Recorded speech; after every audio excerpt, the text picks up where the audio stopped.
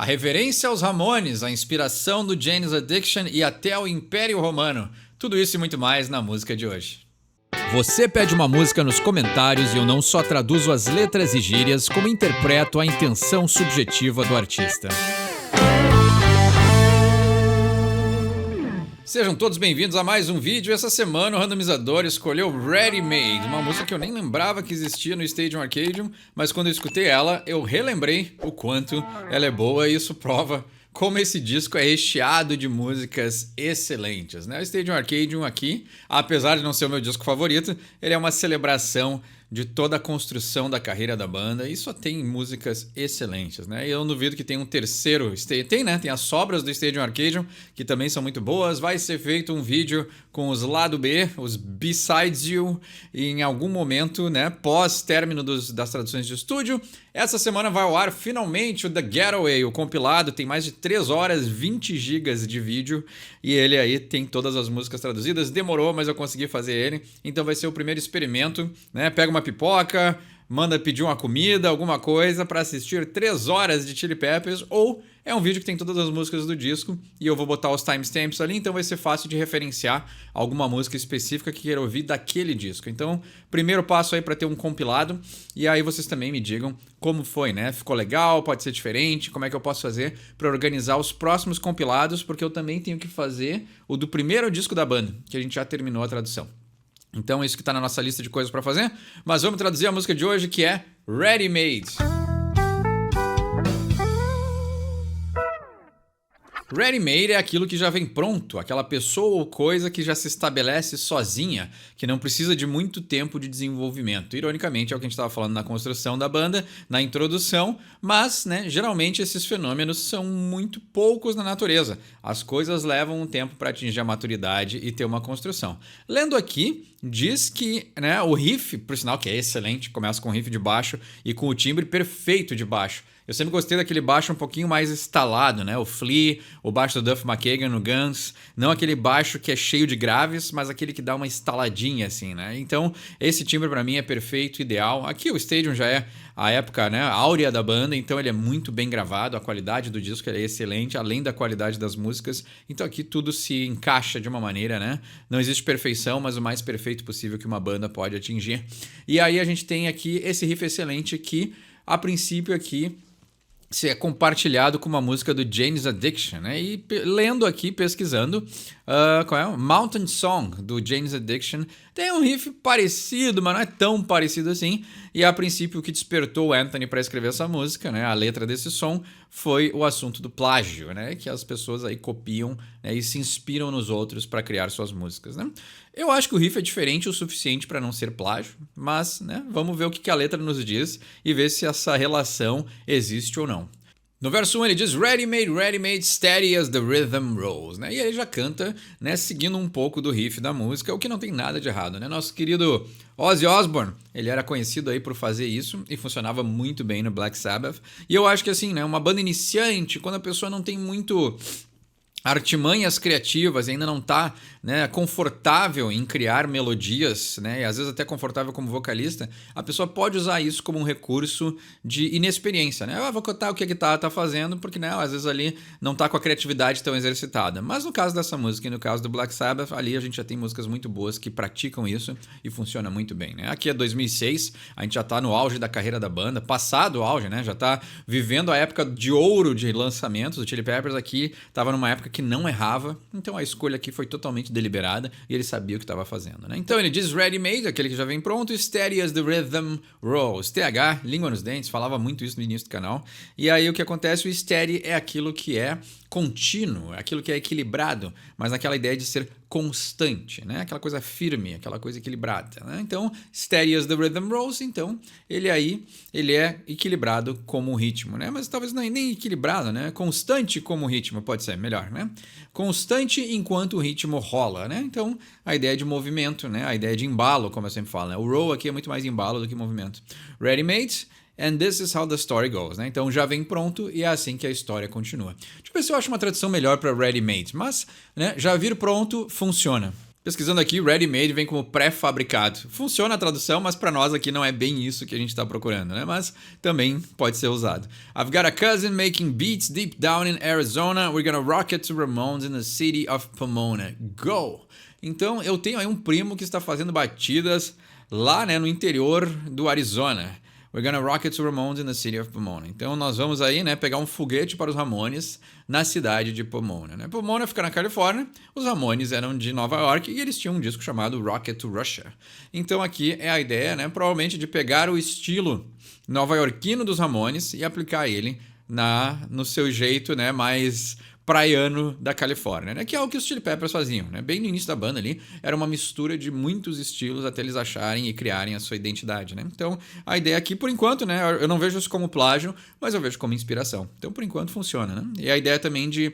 A gente tinha muito isso no rap, né? O East Coast e o West Coast. A gente tinha maneiras diferentes e realidades diferentes sendo retratadas, e aí tinha aquela rixa, né, entre os dois lados, assim. Então, eu imagino que o punk californiano era muito mais... aquela coisa...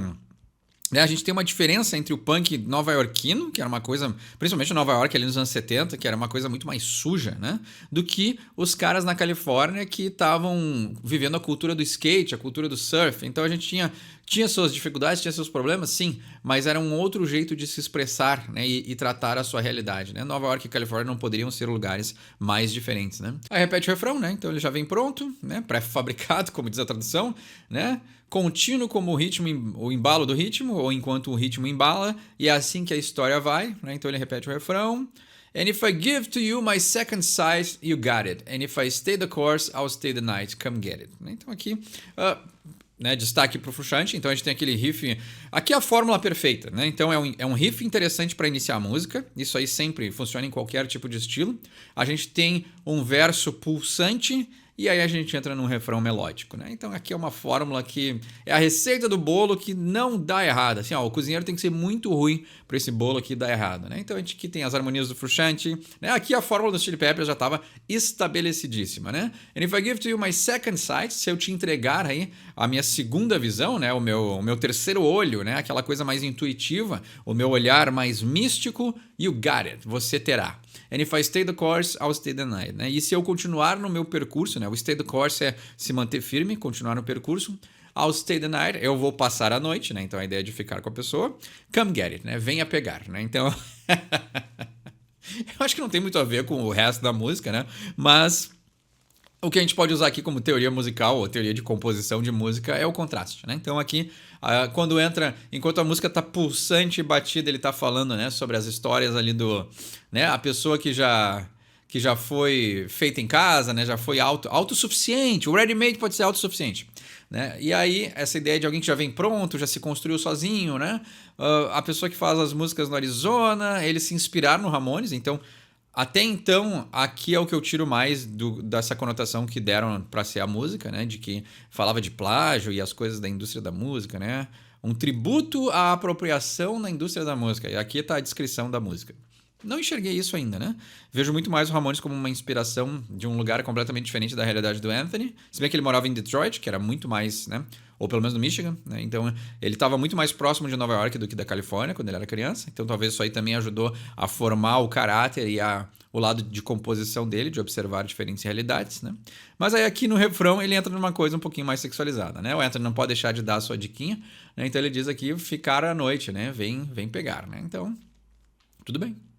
Ready-made, né? Então aquele que já vem pronto. O self-made, né? Aquela pessoa que se constrói sozinha, né? Mas baby ought to celebrate, né? Então nós precisamos celebrar.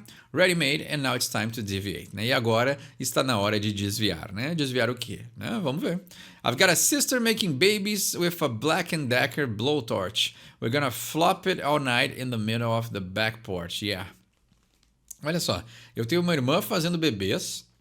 O blowtorch é um maçarico, né? Com o maçarico Black & Decker. Vamos ver se tem esse aparelho específico no Google para ver se dá uma noção diferente, né, dessa tradução da música.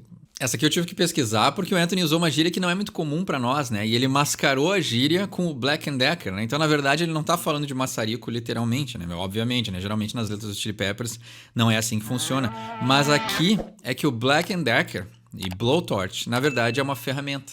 E aí o que acontece? Eu tenho uma irmã fazendo bebês com uma ferramenta.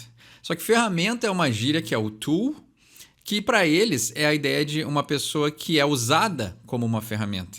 É aquela pessoa que ela facilmente, né, segue a opinião dos outros, não tem opinião própria, né? Ela é manipulada, ela pode ser pega e ser jogada e descartada, né? Então, a ideia de xingar alguém de ferramenta é essa ideia de que tu é um utensílio, tu não é um indivíduo, tu não é uma pessoa que tem uma opinião, uma individualidade, uma individuação.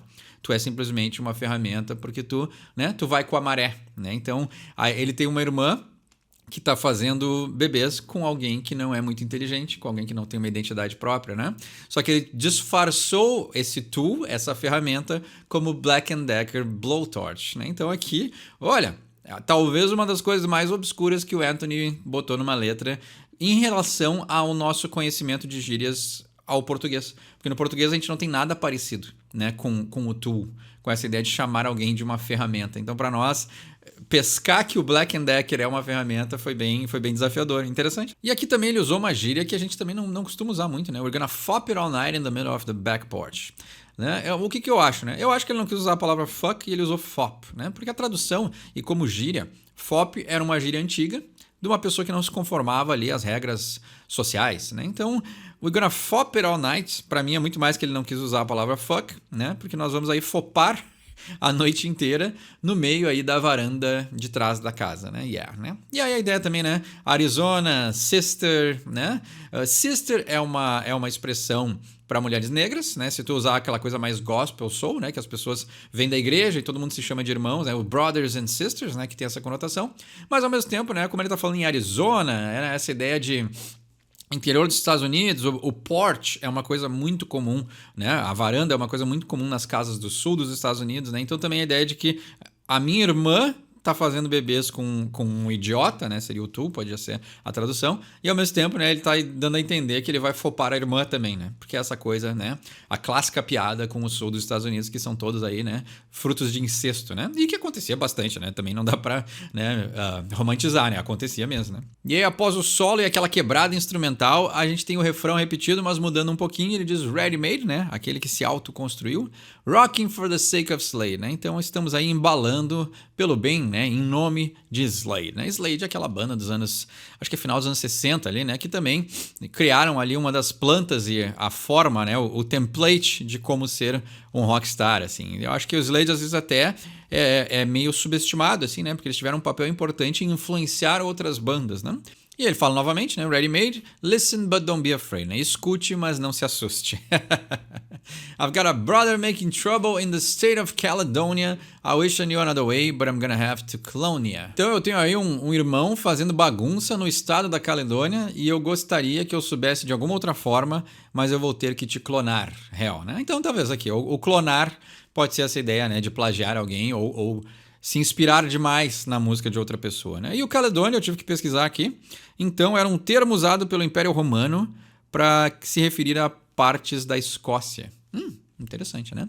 E é um grupo de ilhas no Oceano Pacífico. Então, eu imagino que o Anthony usou Caledônia para rimar com Clonia, né? Ou Clonia, ele tinha a frase Clonia e ele pensou assim, o que pode rimar com isso? Caledônia, né? Então, não deve ser uma referência muito profunda, né? Se souber alguma coisa sobre a Caledônia, deixa embaixo nos comentários. Mas aqui ele diz, I'll stay the night, my second sight, ready made, Slade, don't be afraid. E assim termina Ready Made. O que achou dessa música? Vai dar uma conferida no vídeo do The Getaway semana que vem. Eu espero vocês nos comentários. E como sempre, meu nome é Eduardo, esse é o Sorry from English. E quem sabe inglês, tira suas próprias conclusões.